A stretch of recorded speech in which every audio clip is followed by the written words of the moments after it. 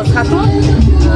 Это жилище кибитка называется, жилище калмыков. И здесь присутствует национальное блюдо. Это блюдо называется курсумахру. Это мясо, баранина с лапшой домашней, которая делается своими руками. Также здесь я вижу бюрики, здесь были тоже, называются они бюрики, все равно, что с русским блюдом, как пельмени, они плетутся тоже. Калмыцкий народ произошел от монголов. Это монголы, буряты, калмыки, мы исповедуем буддийскую веру. На территории Астраханской области насчитывается больше 5000 калмыков.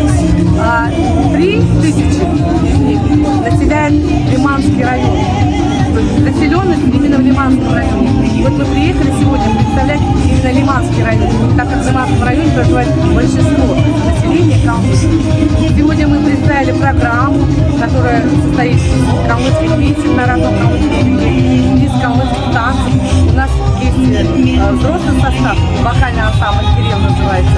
Есть ансамбль «Турбудочки», которые танцуют у нас в малом составе, но также у нас есть дети, которые занимаются национальными танцами. Идет хореограф, и мы еще изучаем калмыцкий язык. То есть у нас есть группа детей, которые желают знать родной язык. Я являюсь учителем калмыцкого языка и веду калмыцкий язык.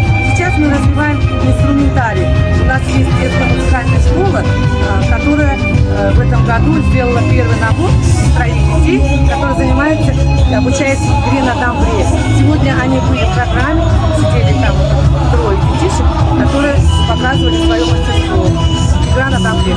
Мы стараемся здесь, на территории Астраханской области, развивать свою национальную калмыцкую культуру, то есть, чтобы дети знали историю, чтобы они продолжали то, что наследие предков, которые нам там было завещено, мы дальше развиваем, именно вот развиваем в детях направление и хореографическое, и вокальное, и инструментальное, и даже театральное. То есть показ каких-то детских сказок на калмыцком языке.